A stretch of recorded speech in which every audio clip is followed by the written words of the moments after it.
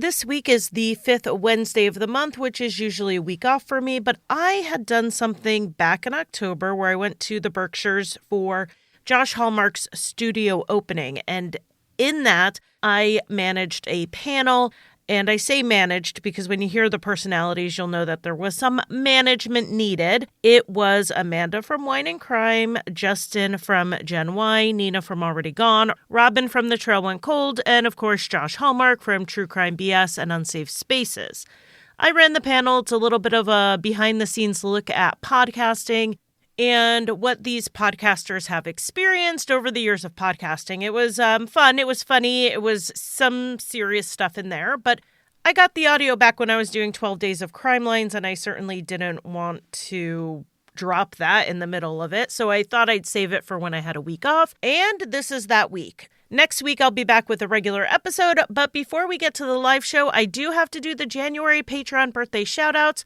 Though we have to rewind to October for a birthday that I missed. I want to say a very happy, very belated birthday to Doug. And now for the January birthdays, I want to say a very happy birthday to Jennifer, Lindsay, Gabrielle, Angela, Donna, Tuesday, Linda, Anka, Heather, Vanessa, Jennifer, Katie, Carly, Allison, Ashley, Michaela, Jonathan, and Asa.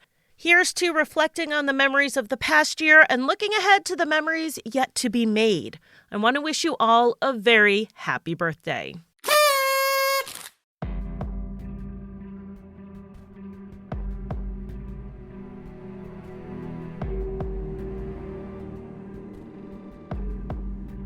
So we have another group coming up. We're not going to do a live show in the traditional sense. We're going to do more of a panel. And so I want to invite up Amanda from Wine and Crime, Robin from The Trail Went Cold, Justin's already here from Generation Y, Nina from Already Gone, and Josh from True Crime Bullshit and all the other stuff going on here. I'll say by you. All right. How many of us are there? I'll just share right down there. Don't, for God's sake, don't spill that. I would never. Okay. I don't spill wine, So I drink it. Josh invited us all to come from all different parts of the country and, the world, if we're going to count Canada. Keys didn't, so I don't know that we need to. Panel. But in true fashion, we just like the other panel opened up with a little Bravo reference, we're doing it as well. Now, ChatGPT and I spent a little time together and came up with Real Housewives lines for all of you. You all get your own Real Housewife tagline, and I expect you to sell it. Great. Okay, Amanda, this is yours. I'm going to hand them out. You can. Justin's not going to agree to do this, but I hope he does anyway. Amanda, Robin, Nina, Justin. Oh my God. Isn't this amazing? This is and incredible. Josh, of course, has one. So we will start. Let's start with Justin, who probably has make Justin absolutely go no first. idea what he's doing right He now. looks devastated right now. What is this from? Just pretend you're a real housewife on This I don't is your, even know what that means. This Pretend is your you're really season. rich. Is this thing on? This is your season tagline. Okay. Pretend you're really So rich say and it a like you terrible mean it. person. All right.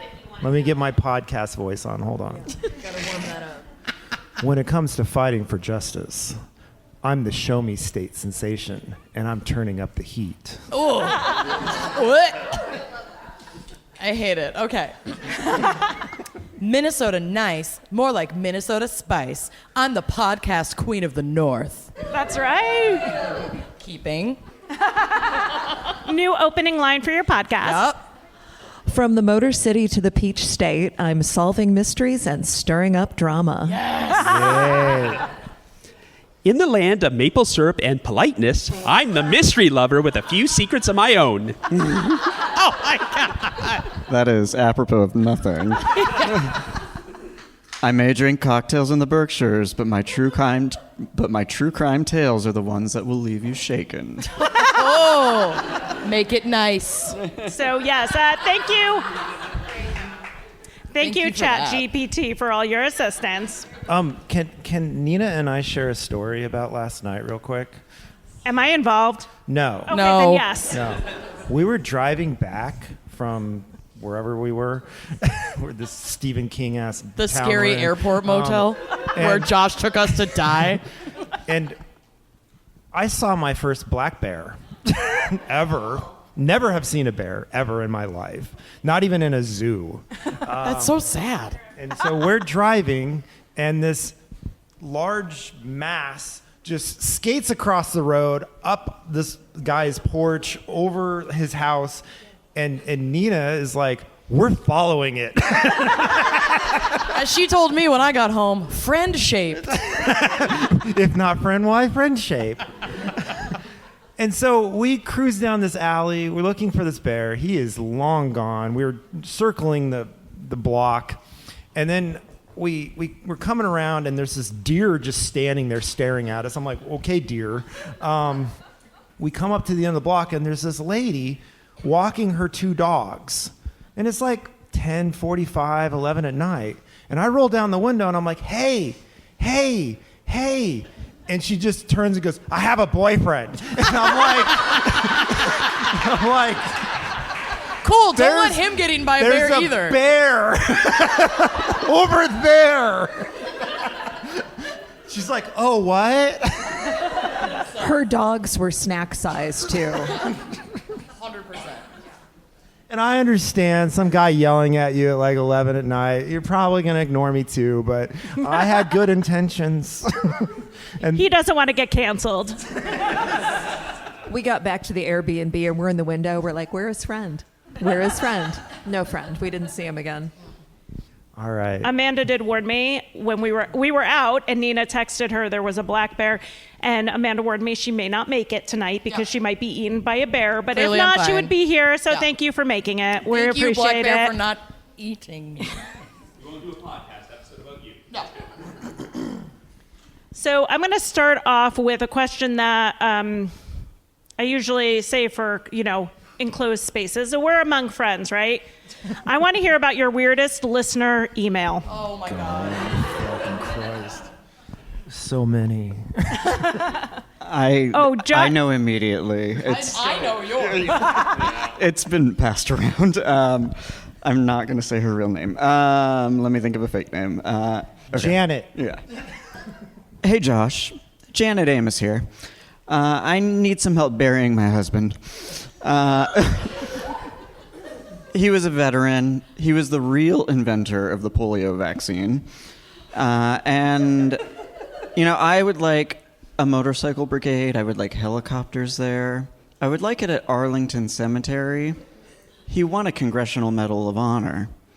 I also need someone to house sit our house. His children are not invited to the funeral. If they come, they will be escorted out. I'm going to need security for the funeral. But while I am out of town, they rob the house sometimes, so I need someone to watch the house while the funeral is happening.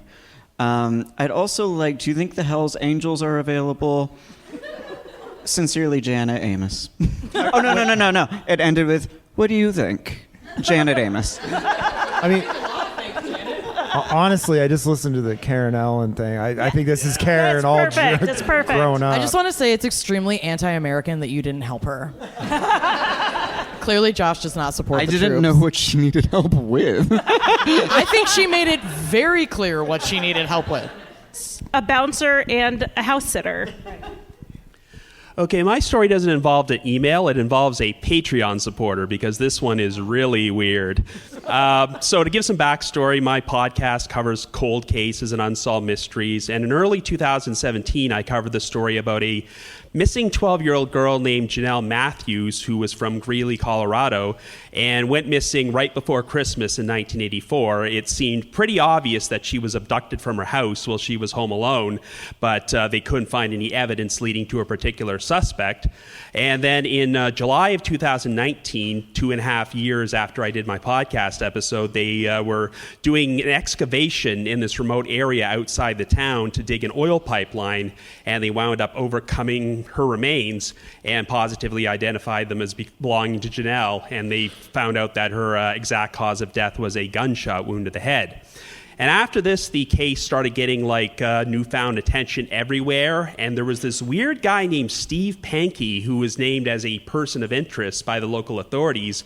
And what was strange is that he lived in Greeley around the time that Janelle went missing. He didn't have any real connection to the family, and he had since moved to Idaho.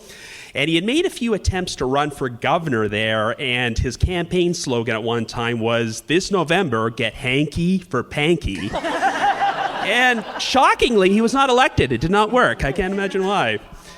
But it was so weird because he was doing interviews in the media and on podcasts and stuff saying how he did not do it, but he knew an awful lot about this case, and he thought he knew who really did do it. And it almost seemed so weird, like there was no real evidence to prove it, but it's like, why is this guy so obsessed with this case? And it was finally, I think in October of 2020, about a year and a half after Janelle's remains were found, that they finally charged Pankey with murder. They didn't really have DNA or physical evidence. It was pretty much a very circumstantial case based entirely on his own statements, because he would allegedly give details about the crime that the police had never released to the public. And they were like, how could he have possibly known this stuff unless he did it? Well, shortly thereafter, I'm looking at my list of Patreon supporters, and what name do I see but Steve Pankey? And What tier? We gotta know. Was he We generous? gotta know. Oh, he was the top tier. He's sending yeah. $10 per month, and he Probably signed. should have been sending that to a lawyer instead. Yeah, exactly. But he had originally signed up in May of 2019 before Janelle's remains were found, so he had not yet been named as a person of interest. So I did the same thing I do with all my patrons. I sent him a bunch of stickers and a signed thank you card. Completely oblivious. I thought he was just the same as any other patron. But I'm looking at his profile page, and it's got his photograph. It's got an Idaho post office box, and it's definitely the same guy. And he was also donating to other podcasts, including Nina as well, already gone. I am blessed. But of course, the main difference was mine is that I covered the Janelle Matthews case, and when I did it, he had not yet been named as a person of interest, so I didn't use his name during the episode, but I was kind of cringing the idea that he's listening to this, he found my podcast this way, and is thinking that he's getting away with it, but he likes my podcast enough to send me money every month. So long story short, his first trial had ended in a hung jury, but he was finally convicted and found guilty this past October and was sentenced to life in prison. And It's currently October. October 2022. That's what I meant. Amanda, just time warped. Are we safe? Yeah. But the funny thing is that it kept charging his credit card while he was in jail, so he was still my patron for at least 2 years after he was arrested. But as my karma, I donated all the money that he was sending me to victims' rights organizations such as Private Investigation for the Missing. So some good just come out of it. But podcasters have always said to themselves when you're covering cold case, I wonder if the killer is out there somewhere listening, and this was the very first time that it was confirmed that it was true. And it makes you wonder how many other examples of this out there that we don't even know about yet. Seriously. Mm-hmm. Yeah, I also donated the proceeds, the Atlanta Food Bank. Oh, good. Excellent. Yeah. So my strangest communication with the listener is several years old, back when I was still on Twitter. One of my listeners got into it with someone on Twitter, and I saw it, and I didn't engage, because no. And she emailed me and was like, well, you saw what was going on Twitter. And I'm like, yeah, I didn't want to get involved. She's like, look, Ms. Cunty. The way I would immediately get a look Cunty tattoo. Immediately. So I don't remember a lot of what happened after that. I was like, block, delete, fuck off. My wedding. Please be my friend. But last I heard, she had an Elvis Costello related podcast, and he has a restraining order against her. So there's that. That's really funny. I love that so much. I mean, we've got a lot of really weird emails. We have an entire folder that we labeled Derek, who is our intern that doesn't exist, that we just plop these emails in that we don't want to deal with. We have gotten some from inmates who want us to cover their story, and we're like, no.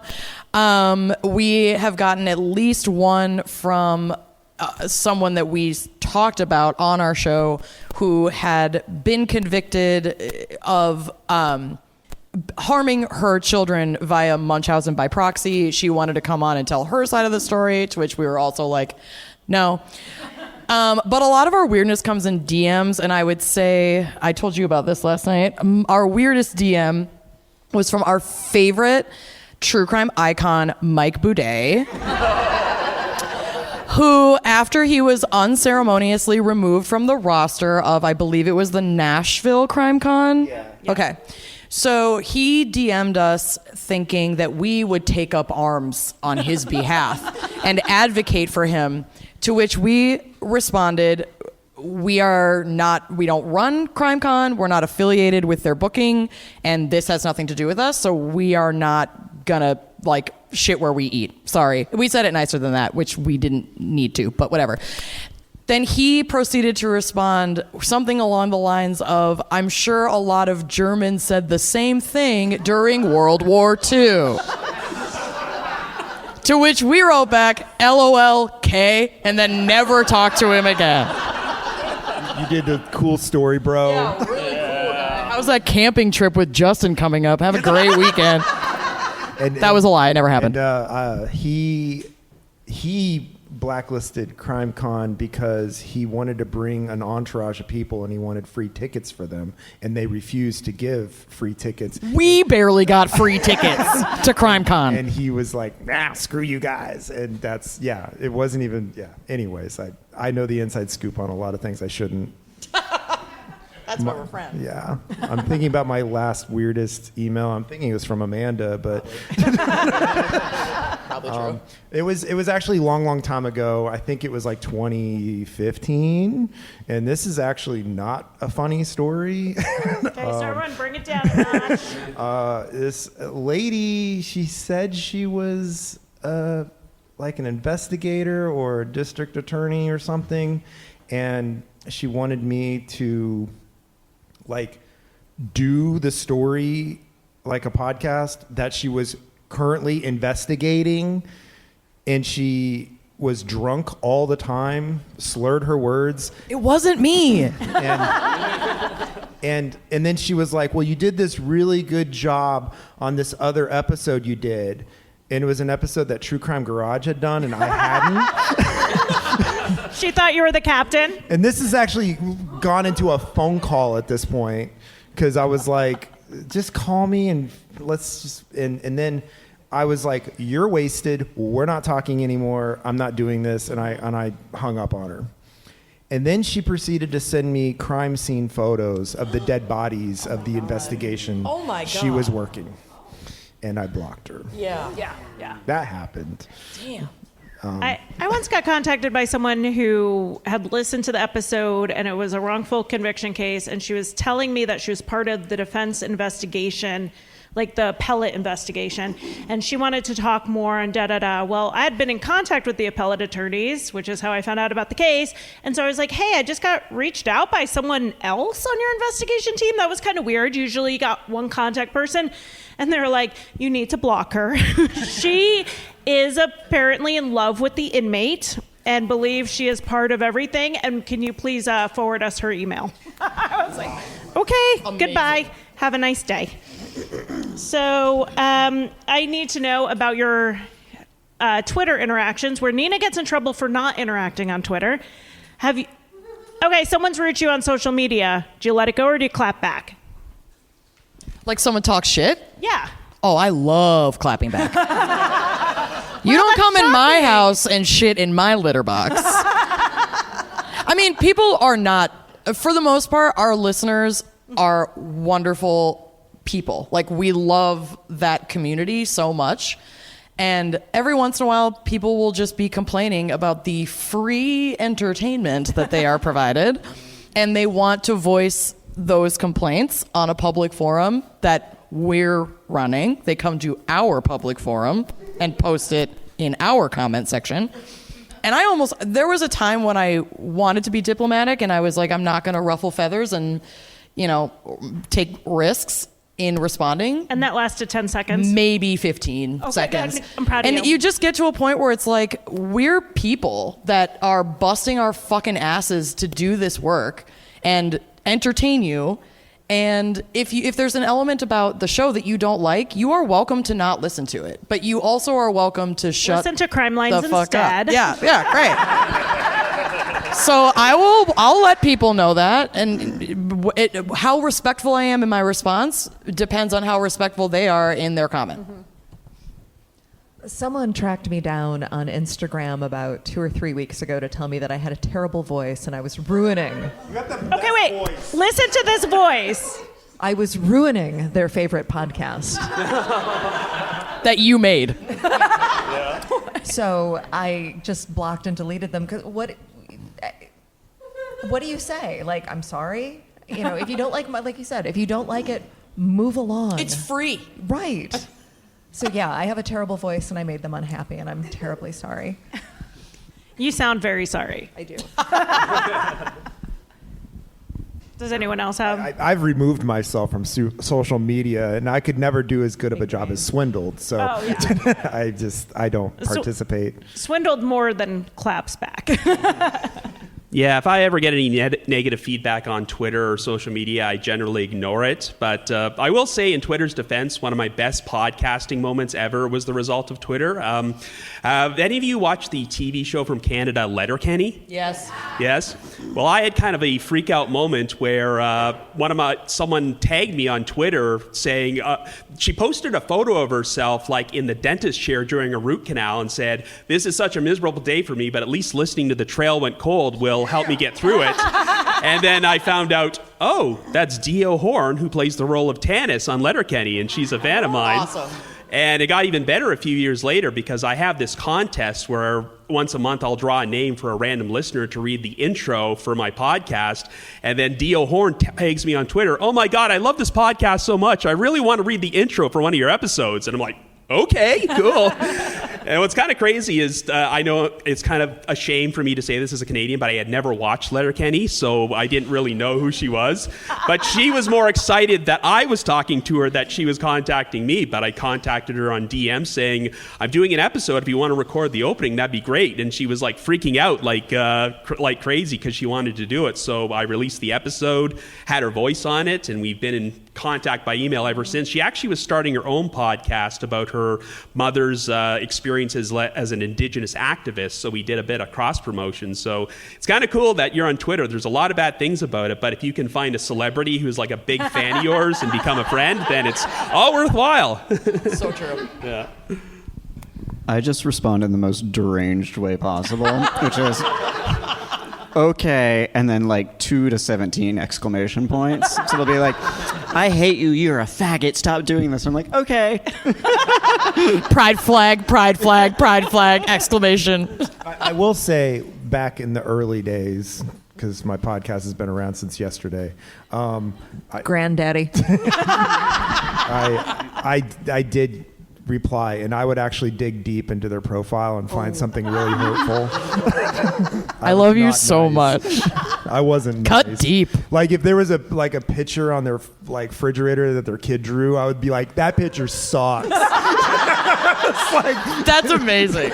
I was not. I just nice. really don't understand why. I mean, I am not a nice person, and like Can confirm. Can confirm. I'm not like. There's a lot of things that people think about me, and like all of them are true, and because I'm just insane. But even as an insane, not nice person, I have really never been compelled to go on someone's social media platform and like comment negative shit on their posts.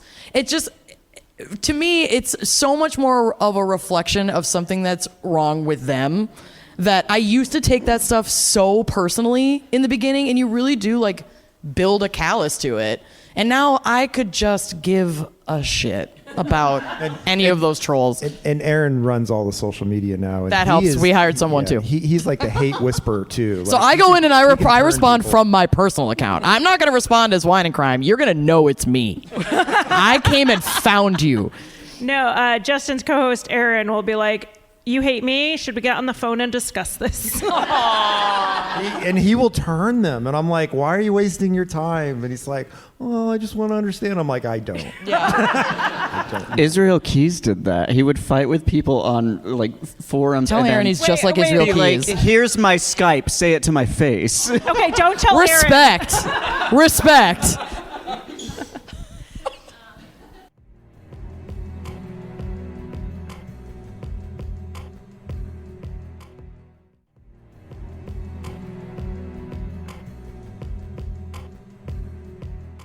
So, to get a little bit more into the podcasting side of things, is there a case out there that you just will not touch? What is your like no-go case? Heyman Lee, Adnan, like Kelly Cochran. Too late. Maura Murray, and that's just because it's been covered to death and there's so much drama surrounding it. And I've become friends with Maura's sister, Julie, who apparently does not want people covering it on podcasts anymore because they think there's nothing that can add unless there are any new leads. But I still get requests to this day because it's the most famous missing persons case of the modern era to cover it. But I still say the same thing. I don't know what I could add after all this time.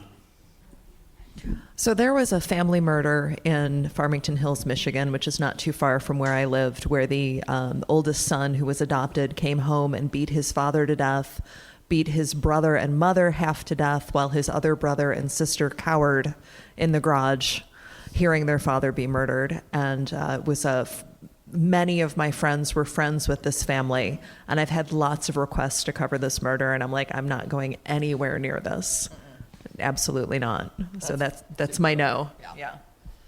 Ours is a little trickier because our show it's a comedy show. So there are certain things that we just don't really want To laugh at? and I mean, it's a weird line because we're really not laughing at the stories that we're covering unless they are undeniably funny, because some of these crime stories are undeniably funny. But we do talk about some really heavy, really challenging, really dark things on our show as well, and you have to approach those with the reverence and respect that they deserve. But there are just some things where we are billed as a comedy show, so we're not. People send us stories about like school shootings and all these other, really deeply disturbing, not even just cases, but topics that we are just like, we're not the platform for that. It's just not appropriate. So it's a line that it's like we might not be able to write out, here are all the things specifically that we won't cover. But when someone does approach us with something, You know it when you see it. it's like porn. Porn. Porn versus art. Okay, we're You know trying it to when you veer see toward it. art and avoid porn. Sometimes it's hard, but you know when you see it. Well, we have friends who have a podcast, History Dweebs. It's also a comedy podcast. And as our friend Chuck says, once a child's murdered, there's nothing funny after that. Right. So there's like those cases are completely off the table. What about you? Just really most of the popular ones, because I never, I'm not going to follow a narrative that's out there. I just look at the evidence and the trial and whatnot. So when people, even if I'm like, this guy deserves a new trial, this guy is probably innocent, if I don't word it the exact way that the advocates and the supporters are, I get crap for that. And I'm just like, I'm not going to do the big ones anymore, because if I'm not giving the same narrative that everybody else is, I don't care to read the negative emails. Well, Aaron, I don't read them. But it's just like that. I'm like, I'd rather give time to a lesser known case. I also think one of the differences with your show, Justin, is that you guys are a bit of a commentary show as well, where you're giving your opinions on things. So, I don't generally give opinions, so I don't really get that same critique. Feedback, yeah. Yeah. Let me find another question. I have so many questions, and they're all random. So which case have you worked on that surprised you the most while you were doing it? I covered a little-known missing persons case from 1985, and after I covered it, I looked up where her husband is and where her son, who was a toddler at the time, is, and I ended up getting a call from the Oakland County Sheriff saying, "Hey, we're going to reopen this, and we can't find the file, so will you please bring everything you have on this case and come meet with us?"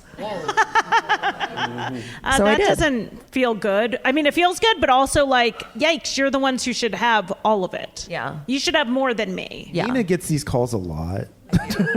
We never. She's okay. So, Thank God. No, Jesus. Nina's like the police whisperer. Yeah. I like to cover a lot of older cases from the 1940s and 50s because there's so many of these weird mysteries where misinformation is passed across time, where it's stuff gets highly exaggerated. I did one in the 40s about a man from England named Charles Walton who was killed, and you hear all these stories how they found a pentagram carved in his chest on his body, and then you look through the old newspaper articles and the old police reports, and you found out there's no mention of this at the time. This is just a false piece of information that is passed on and become accepted as truth. And one that I did from England in 1943, it's called Who Put Bella in the Wick Elm, which is the story of a deceased woman who was found murdered inside a tree in rural England. And the reason it's called that is because apparently there was some graffiti that was being left around the area over the next years, who put Bella in the Wick Elm. And they said, well, her name must be Bella. Whoever wrote that must be the killer. But while researching it last year, I actually found an old article which says, oh, they found the guy who wrote the graffiti and it was just a hoax. He was just a crank and he knew nothing about the murder. Yet because this graffiti keeps getting left over and over again over the years, people still think it's significant to the case, but it's not. And surprisingly, one of the rumors around it is that she might have been the mistress of this famous German spy who was murdered. And after I released an episode, I actually got a complimentary blog post written by the daughter of this German spy who complimented me saying this is the most accurate recollection of this case and you did an excellent job. And it's well, it's not every day that you can say your podcast has been praised by the daughter of a German spy. So this was definitely one where my research took me in very unexpected directions and surprised me. For me, it was Kelly Cochran. Full of surprises. It just every page, it felt like a Ryan Murphy series where it starts out strong and then you're just We're in the okay, weeds. enough. Yeah, It's not just her though; it's the investigators. It's also, the whole. It's she fed her boyfriend to her neighbors, and then it was she fed someone to pigs, and then sold the pigs as organic grass-fed pigs, and then it was she threw up in her husband's mouth to make it look like he overdosed, and then that was the one for me. what we call the Burger King interview, where she's handcuffed, eating a cheeseburger, trying to seduce the interrogator, and it's Incredible. ketchup all over Why her wouldn't face. you? It was every moment in that was surprising. I have a lot, but I'll choose a more popular one. Aaron and I covered the Scott Peterson case a long, long time ago. A lot of misinformation on that case. And and at the time, which was, I don't even remember how many years ago it is now, but I just remember saying every statement Scott gave actually added up to where he actually was, even though I still thought he took his wife's body and dumped it in the bay. But after we did the episode, Lacey Peterson's sister contacted us and said, you gave the most unbiased critique and coverage because I absolutely think Scott's innocent. What a weird compliment. Yeah. That gave me chills. At no point did I was on Scott's side. Sure. But I gave him credit on his statements and where his location was. I was, analyzing it in a very balanced manner. So, yeah. That one was surprising because I didn't think that her family felt that way about him.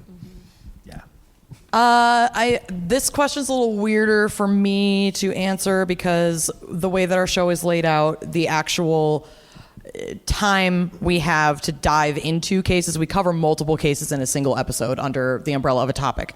So what stands out to me is a case that I covered several years ago. I'm from Minneapolis. I live in Minneapolis. And a Philando Castile, a young black father, was shot and killed during a traffic stop, being pulled over for a broken taillight, I believe, in Falcon Heights, Minnesota, which is very close to the Twin Cities. It's basically St. Paul. And this was a police murder that absolutely rocked our city. This was like it's horrible to even have to go down this path, but it's like the way that George Floyd's murder affected the global populace this was a start in the city of Minneapolis. And I was living under the impression, living there, that everybody knew about this, because how could they not? I mean, this was so egregious and so earth-shattering and so obviously racist and the product of white supremacy, and I couldn't believe it. And then I covered this case on the show, and we got so many emails that people had never heard of this. What? And it was like fairly recent in the news as it was being covered. And that was heartbreaking, shocking to me to get that kind of feedback that, oh my gosh, I didn't even know that this was happening.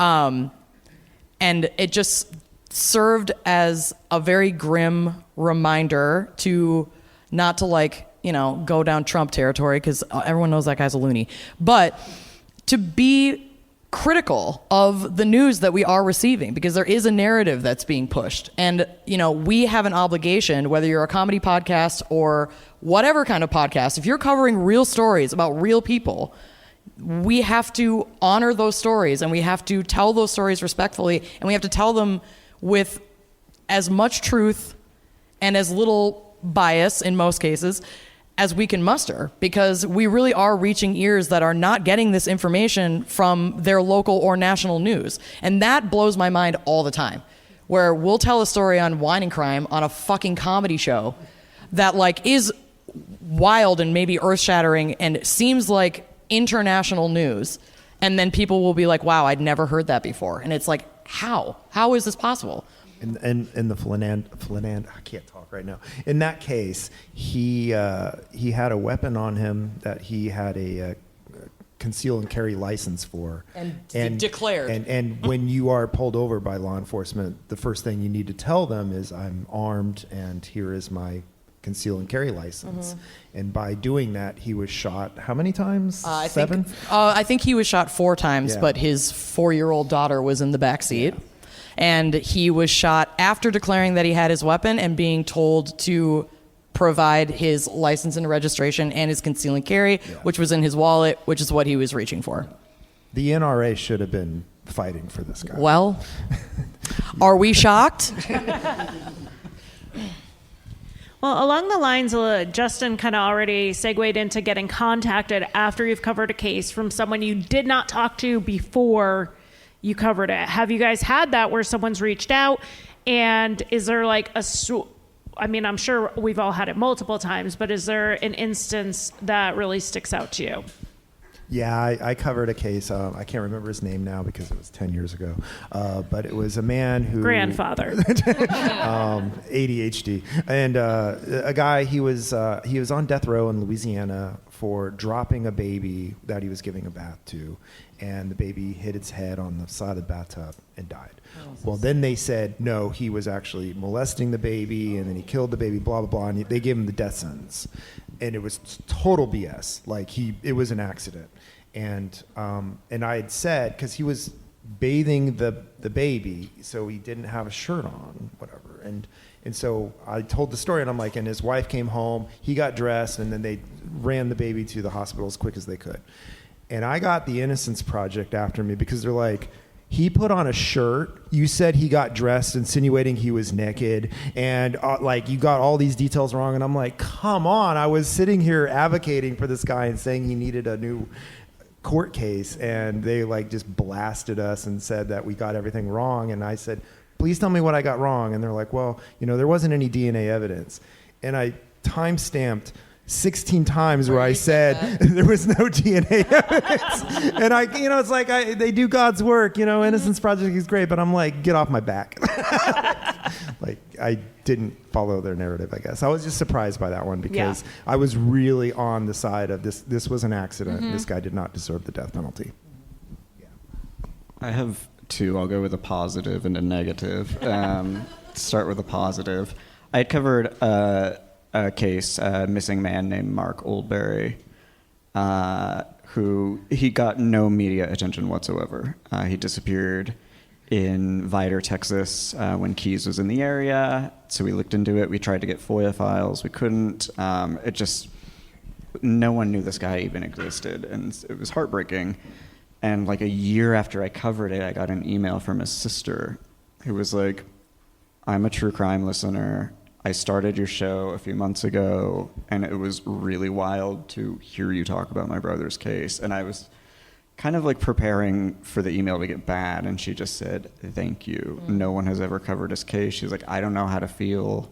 The police narrative never made sense to us, but like whether it was Keyes or not, like people know my brother's name now. The negative is a case we'll talk about in a little bit, but I had what we think could be physical evidence tying Keyes to a potential victim, and his old boss would be able to corroborate this. And so I reached out to the boss and I said, like, hey, like, I just have a quick question, and like gave him the rundown, and he was super friendly and cooperative. This was in 2017. 2018. And then he came back about 20 minutes later and said, I looked at your Facebook profile. You don't like Trump? Oh. Don't contact me ever again. Okay, bye. Got all I needed. Later. Texas. Did you reply, this isn't my dating profile? Thank you. Well, most of I cover like a lot of unsolved cold cases, and most of the feedback I've gotten from family members or people who knew the victims has been overwhelmingly positive. People who are thankful that I remembered these people, because I do like a lot of obscure ones and older ones that have been forgotten to the test of time. So they have the mentality, even if this case never gets solved, we're still glad that this victim is still being remembered after all these years and won't be forgotten. But the most unusual email I've probably got from someone connected to a case occurred about 2.5 years ago. I covered a case that was once featured on Unsolved Mysteries about a man named Roger Dean, who was murdered in Colorado in 1985 by a masked intruder who went inside his home and tried to kidnap him, but then shot him and then left his mask behind at the scene. And I got this email from someone asking, I listened to your podcast episode, and they started just asking me random questions like, do you know if such and such was a person of interest? Do you know who submitted their DNA, who wouldn't cooperate with investigators? And I said, sorry, I don't have that information. There's a lot that hasn't been released publicly. And he said, okay, fine. But he says, there's a good suspect, though. He was just arrested. And I'm like, wait a minute, I haven't read anything in the news about someone being arrested. What are you talking about? And I tried to email him back, didn't get a response. And then about 2 weeks later, they announced that a suspect named Michael Jefferson had been arrested for the murder of Roger Dean because he had left his mask behind at the scene, and there were pieces of his hair in it, and they used DNA testing and genetic genealogy to identify Michael Jefferson, who had never popped up on the radar as a suspect. So I go back and look at the email, and I see that the guy who sent it was named Noah Jefferson. And why does this keep happening to you? I know, yeah. My God. What the hell? Yeah. And I start reading about the details of Michael Jefferson's arrest. It says he was arrested 2 weeks ago while visiting his family in Los Angeles. And I'm doing the timeline, and I think, Noah probably watched the police bust down the door and arrest him, and he was probably looking for more information about this case and listened to my podcast episode and then emailed me more information. So that would be really low on my priority list. If a family member got arrested, be like, oh my gosh, I need to let Robin know. So I tried to email him back for more information, and he never replied. So I don't know if he's a brother or a cousin or a nephew or something like that. Or an accomplice. Or an accomplice, yeah, you never know. And plot twist, it was him. Yeah, maybe. You never know. But he still has not gone on trial yet, so I don't know the details of the case, why he was arrested, what his motive was. But if I watch the trial and Noah Jefferson takes the stand to testify, I'm going to really freak out and stuff. But yeah, it's not often you hear from relatives of killers who are arrested only minutes or hours after it happened that their top priority is to email a podcaster. So it's just very unusual. Noah on your Patreon? He isn't. No, I actually double-checked, and he isn't, thankfully. Robin now runs checks on his Patreon every so often. Oh, no kidding. Like when Brian Kohlberger was arrested for the Idaho murders, I actually checked to make sure he wasn't a Patreon for me, and thankfully he wasn't. Shocking. Yeah. So my podcast is focused on Michigan and the Great Lakes region. So I cover a ton of stuff out of the Detroit area because that's where I'm from. And I found a case from the 80s of a girl named Gretchen White who graduated from high school in Livonia, Michigan, and went out to Arizona State University for college. And while she was in college living in an apartment, someone kidnapped her from her apartment, assaulted her, left her for dead in a parking lot, ran her over with their car. It was really a nasty, nasty case, and this was early 80s. So I decided I wanted to cover it because of her connection to the Detroit area, and I submitted a FOIA to the police department out in Arizona, and they sent me a big, big file. I was really excited, and I read the entire thing. And I get to the last page, and it says, resolved by DNA. Very last page of the file. And I'm like, oh my God, this case is solved. Like, I had no idea. I assumed this was a cold case. So I put my episode together, and I put it out, and I get to the end, and I'm like, and this episode is, this case is solved. This is the man that killed her. He is currently serving, blah, blah, blah. And 2 or 3 days after the episode comes out, I get an email from a family member. Her family didn't know the case was solved. What? Because she was murdered in 1982, 84. In Arizona. In Arizona, and her parents had both died. And her brother, whose name was like Brian White, Brian, because her name was Gretchen White. His name was like Brian White or Scott White. So there's like 700 of them in every right. city. They couldn't find him. So I'm the one that broke the news to the family that the murder was solved. Which was great, like, yay, it's solved, but oh my God, what a way to find out. But I ended up getting several emails from people that knew her that were just delighted. So that was really nice, but it was also sort of bittersweet. Again, we really don't deal with that kind of response. Although we did, on a fairly recent episode, I think it was a case that Kenyon was covering about a woman who had been killed, and the perpetrator of the crime was suspected to be an intimate partner. There were a lot of signs that she was a victim of intimate partner violence over a long period of time. But the case on paper remains unsolved. We are not journalists or investigators, so we went over that case and we were like, LOL, this fucking guy definitely did it, and gave our opinion on that. And I believe it was a sister of the deceased emailed us and was like, thank you. Like, finally, people are saying what we know to be the truth. And I mean, it's just, I don't know. It's hard to get emails like that. It sucks. It's very bittersweet because I'm sure people feel so isolated in their grief and their trauma, and then to feel like so few people believe what they're saying is true. I mean, this family knew this man. He was like married to their loved one for all these years and consistently harmed her, and everything added up. It's just like whatever blunder or lack of DNA evidence or whatever little tiny sand in the cog can get in there to stop an investigation happened, and they couldn't bring him all the way to trial on circumstantial evidence alone, and that was just it. Now it's just sitting cold. So I don't know, that shit just sucks. Yeah. I already gave my answer. Oh, great. All right, so before we wrap up, we'll have one last question. It's kind of a lightning round. If your podcast was not true crime, you cannot create in the true crime genre, what genre podcast would you have? Easy. Go. No idea. Justin's like, I didn't even want to do this one. Yeah, talk about your other podcast. Okay. Well, I thought it was like a new one. I was like, I don't know. It's just, well, I mean, I have The Peripheral. So if you don't listen to that, check it out. I interview people. It's more about, when you cover true crime, sometimes you talk about addiction, mental health, domestic violence, whatever, and you kind of have to gloss over that for the sake of the story, and I hated doing that. So The Peripheral is just me interviewing somebody directly that has gone through that, and it's just straight interview. Josh has been on my show once, so yeah. I love it. Yeah. I just launched the thing that I would have wanted to do if I was not only doing true crime, and it is a podcast called Passages, and I am. Oh, thank you, JB. I am fucking obsessed with it. It's like me and one of my best friends. We just read each season. We've literally just started, so you're on season 1. We read trashy, like, bonkbuster romance novels, and then like do dramatic readings of like all the sex scenes. And it's like a weekly book club, but we make it so that you don't have to read the book. Like, we'll recap the whole thing, and then we pick our favorite passages.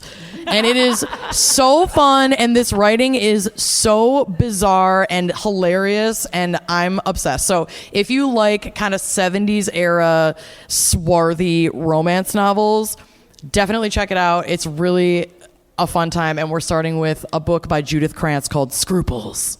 It's really good. The book, not the podcast, but also the podcast. So once upon a time, I thought I was going to be a history teacher, so my podcast would be about history. Love that. Ooh, question from the audience. So Get out! Damn it, Haley. I really like Civil War history, but it would probably be about the history of different spaces. Like, especially like you look at a town like this and there's all these great old buildings. Like, I would love to explore the history of different spaces. Do that. Well, I'm kind of different because I did my other genre of podcast before true crime, and it's film, because I'm a big cinema buff. I like to analyze movies, and my podcast editor, McGill, and I did one called Shouts from the Back Row several years before I did The Trail Went Cold, where we would talk about movies and TV shows, and I think maybe 10 people listened to it, so I decided to switch over to true crime and do that. But yeah, if I wasn't in true crime, I'd probably still be doing podcasts about film. And making no money. Yeah. I have a comedy podcast, a humanities podcast, and a music podcast. What else do you want from me? Pick something else. It's not enough, Josh. Actually, I do want to do an investigative podcast into Mary M. Cosby. Yeah. I mean, there's some bodies under that church. For sure. Allegedly, don't sue. Can I share a text I sent to Nina and Amanda? To wrap this up. So How he keeps Exposing the pretending he's DMs. having these spontaneous moments, and all day he's like, I can't wait to tell you about this text I sent.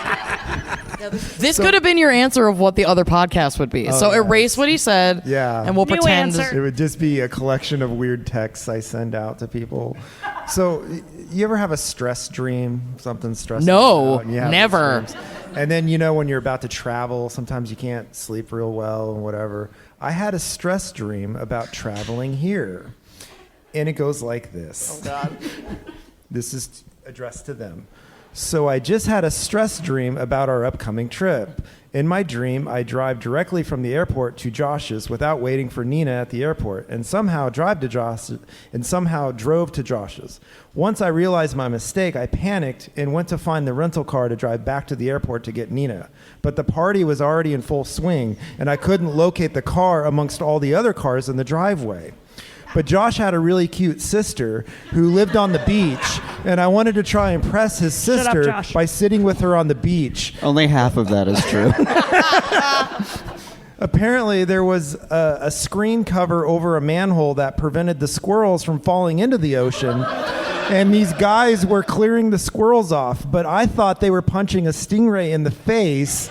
And when I asked his cute sister, why are the men punching the stingrays? She said, they're clearly clearing the squirrels off the filter, and acted like I was an idiot. New podcast. And that's the title of the podcast. No, the title is Punching the Stingray. Punching the string. You're better at this. So whenever somebody says, oh, do you think dreams have meaning? I'm like, no. They don't. Not at all. Who's going to visit Justin first in the sanitarium? Definitely me. Oh, yeah. We'll go together in the Dodge Charger. Yes. Well, I've always thought that Josh should do a podcast about North Adams, but not about the place, but more the people. Because I have met some of the most Y'all are interesting wild. people in the world in this town. North Adams fucks. I love it here. I love it here. Like looking at Zillow all day. No joke.